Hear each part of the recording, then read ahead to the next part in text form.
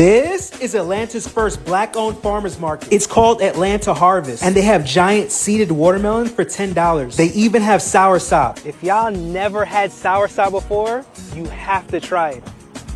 It's good. And that soursop is organically grown in Grenada. They have all types of fresh fruits and vegetables grown right on their farm. They also have lamb, beef, and fresh eggs produced right from their farm. They even have fresh coconuts. In this heat, this is what you need. Oh my God. They produce their own honey, they have natural soap, mushrooms, and even have a flower garden. What I love most is that they're creating jobs while serving the community. Trump just made one of the biggest investing moves for the next generation, and almost nobody is talking about it. Starting July 4th, Trump accounts officially launch. If your child is a U.S. citizen with a social security number and was born between January 1st, 2025 and December 31st, 2028, they'll qualify for a free $1,000 investment from the U.S. government. Even if your child wasn't born during this window, they could still open the Trump account and begin investing for the future. So I'm a black farmer, and a lot of people are wondering, why are black farmers not panicking like a lot of white farmers? Well, let me explain to you the reasons why. It's because white farmers have been handed everything to them, a lot of them. Not saying all of them, but a good bit of them. And by that I mean this, MLK even pointed out, he says, farmers in the West and the Midwest who were white, they were given land, they were given money, they were given training, they were given a lot. Whereas the black farmers weren't given anything. African Americans owned 20 million acres of land in 1910, but as a result of systemic discrimination, have lost virtually all of that land.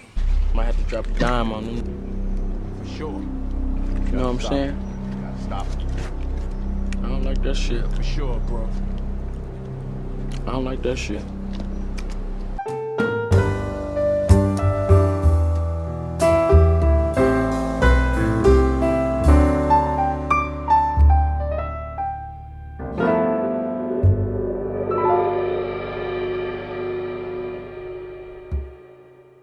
Alright, y'all, we back with another video, man. Y'all know how we do. Always pushing health, wealth, and a better understanding of self. So check this out. Black farmers just won a court case of $127 million to the farmers. And y'all remember we was talking about that case where Trump offered $12 billion in aid to black farmers, and they rejected it. Eric, thank you. The organization representing black farmers across the country opting out of President Trump's $12 billion Farmer Bridge Assistance Program. Action News 5 Sydney Gray heard from the organization and explains why. This is where the Black Farmers and Agriculturalists Association is based here in Memphis. This group represents thousands of black farmers all across the country, and its president is calling out this particular funding, saying that it's racist. Ordinarily, BFO would not be indifferent to the plight of all farmers. But President Thomas Burrell says his organization had to take a stance against President Trump's new $12 billion Farmer Bridge Assistance Program. In light of circumstances and events that have happened over the last several years, culminating in denying African American farmers and the sons and daughters of African American farmers the same rights and privileges that now the administration says it is going to make sure that is guaranteed to farmers in general. President Trump announced the new aid Monday. The money would be paid in late February. We're going to make the farmers so strong, and I'm not even talking about financially, because they just want to be able to produce what they can produce, and we're going to make them so strong that it will be indeed a golden age for farmers.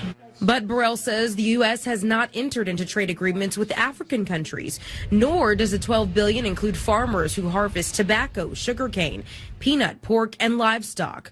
Many of those farmers are black. African Americans owned 20 million acres of land in 1910, but as a result of systemic discrimination, have lost virtually all of that land. Burrell also notes $4 billion meant for minority farmers by the Biden administration due to discrimination. Money he says never made it to black farmers because white farmers, he says, filed lawsuits to stop the payments. I think that it's time that fairness becomes, in a very simple word, something that the government would embrace. Fairness. It's not a matter of don't give it to A. The question is, if you're going to give it to A, why are you not going to give it to B? In downtown Memphis, Sydney Gray, Action News 5. And I don't know the details, and I don't know, the structure of the, the contract. But when I seen 12 billion aid, I was kind of like, man, that's a lot of money. But now to hear the news just came out that they won a case that restores 127 million in federal grants. I want to know, should they have took that 12 billion? Because the 127 million from 12 billion is a huge gap, in my opinion. So I'm gonna go over both of these, and I'm gonna go over a new wealth strategy that one of our wealth builders, Aristotle, discovered what Trump has just placed out as of July 4th.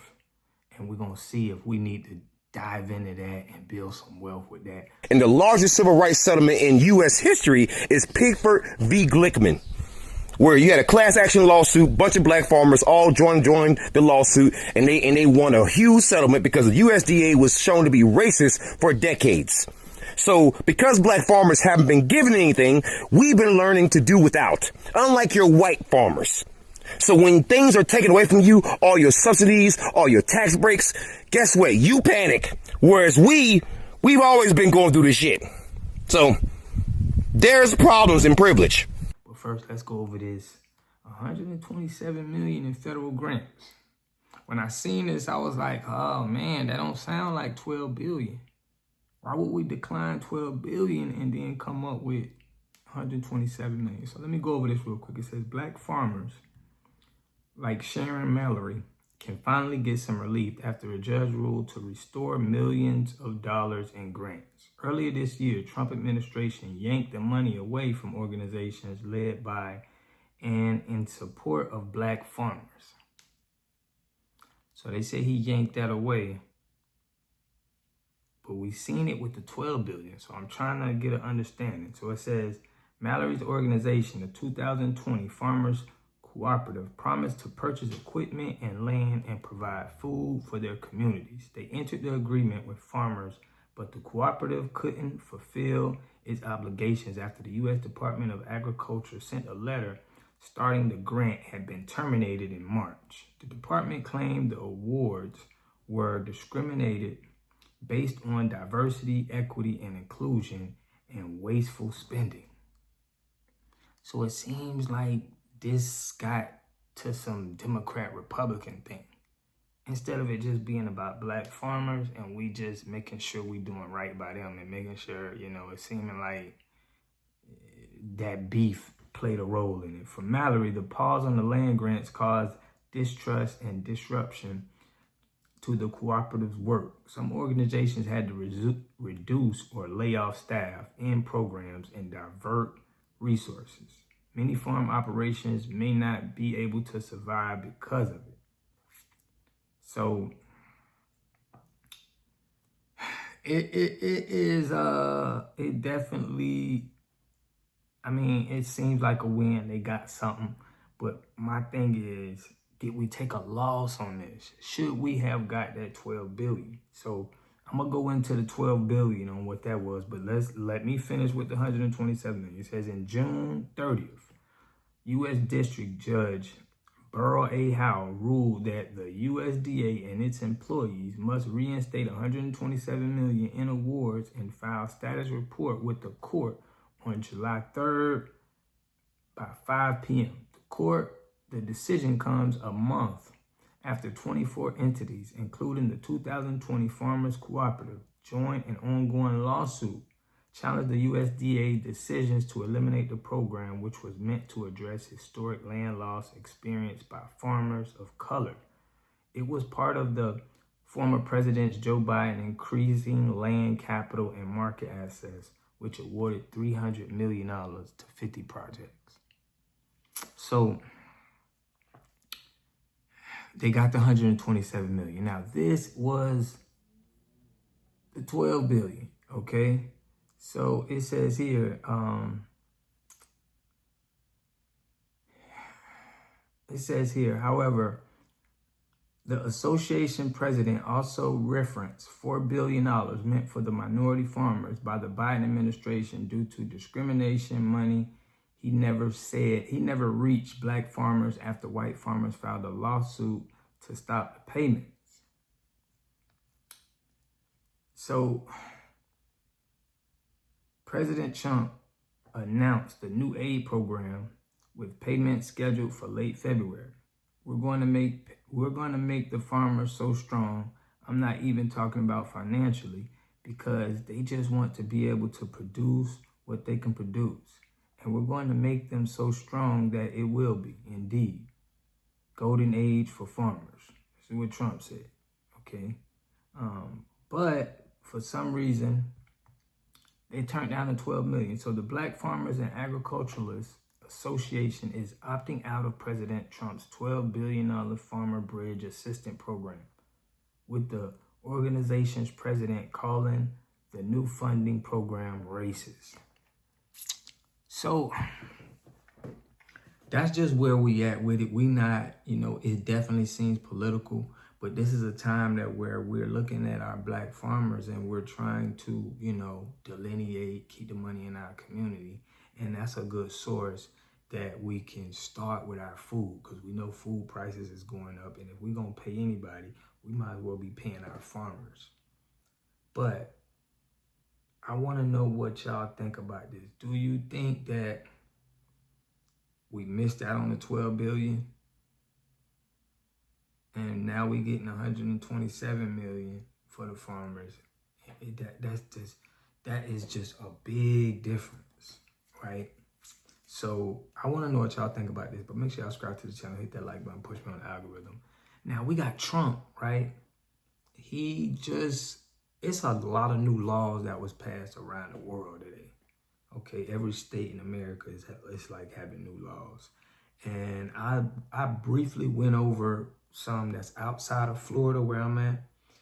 Florida, they just had some domestic, charges went up.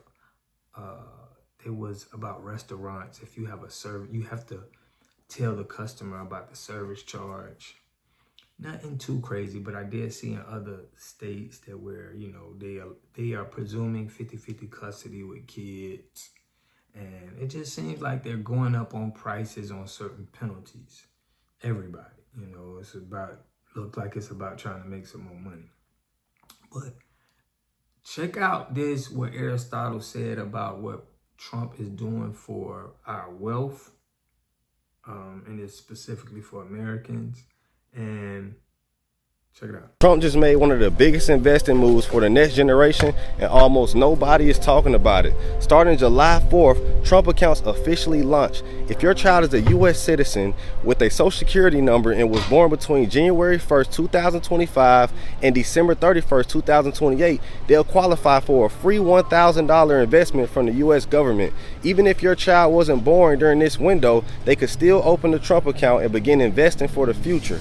But here's what caught my attention. The government isn't just handing out cash, they're investing it into the S&P 500, specifically a stock called SPY-M, okay? And why SPY-M? Because it tracks the S&P 500, giving kids instant ownership in 500 of America's largest companies like Nvidia, Apple, Microsoft, Amazon, and Meta. And here's the smartest part. SPY-M was chosen because it's one of the lowest cost S&P 500 ETFs on the market, with a 0.02 expense ratio. That means more of your money stays invested instead of being eaten up by fees. This isn't about trying to beat the market, it's about owning the market.